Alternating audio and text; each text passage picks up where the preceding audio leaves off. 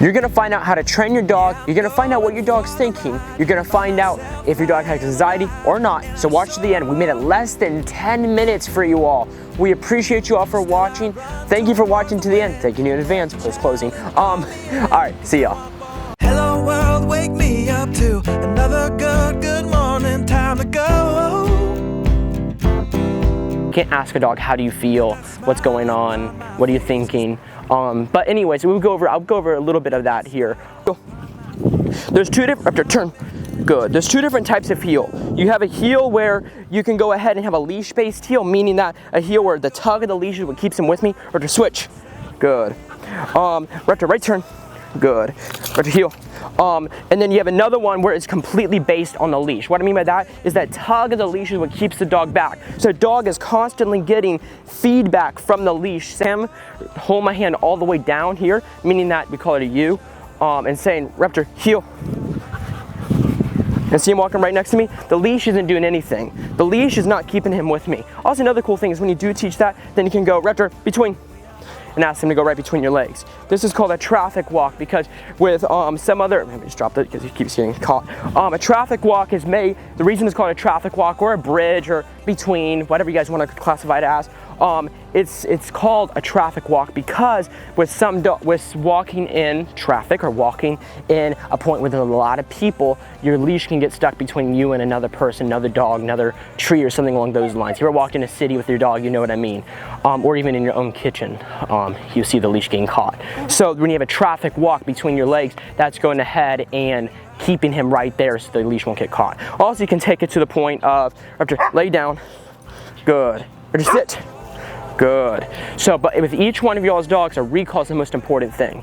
I always say this over and over and over. I say it in every single one of my classes. I will say it again. The C-O-M-E is the most important command, by far.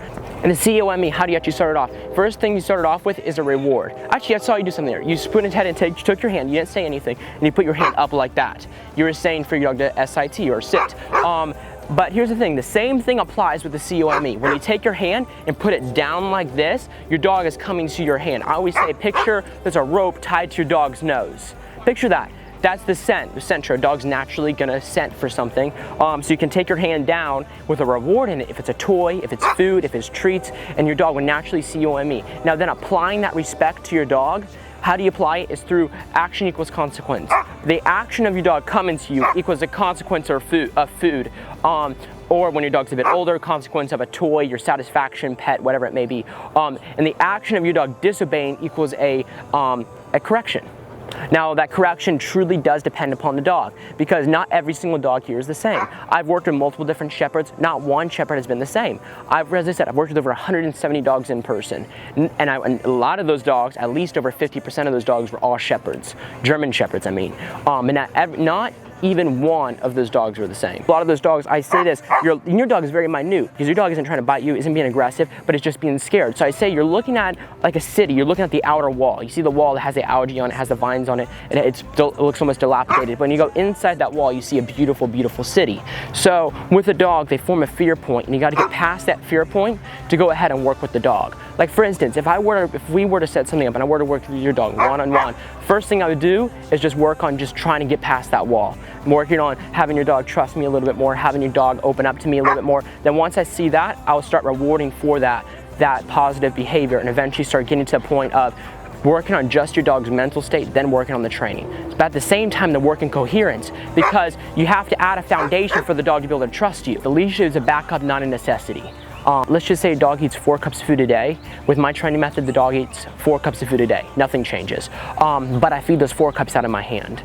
You don't want to go ahead and cut off steps to go ahead and make things go quicker because ultimately you're risking the foundation of that specific command. Where'd you come? Yeah, she's gonna grab it. Good. Better sit. Good. Stay. Lay down. Your respect with your dog, your love with your dog, your attention with your dog shouldn't be based on the limitations of food. It should be based on the limitations of the respect, because you can build up respect to a certain point. With Raptor, someone could be petting Raptor, right? Or something along those lines, and Raptor will leave that person and come to me. A recall is not just for your own just mental safety, it's also for your dog's physical and mental safety. So a lot of the commands you saw here today were almost completely, if not completely, training.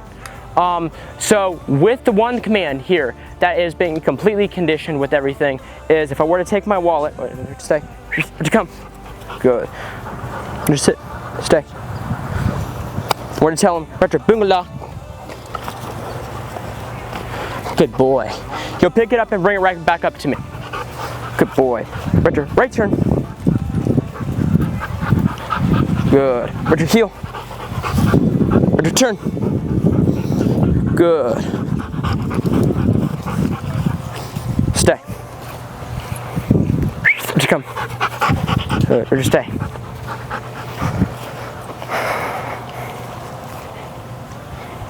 And he knows what to bite, by the way.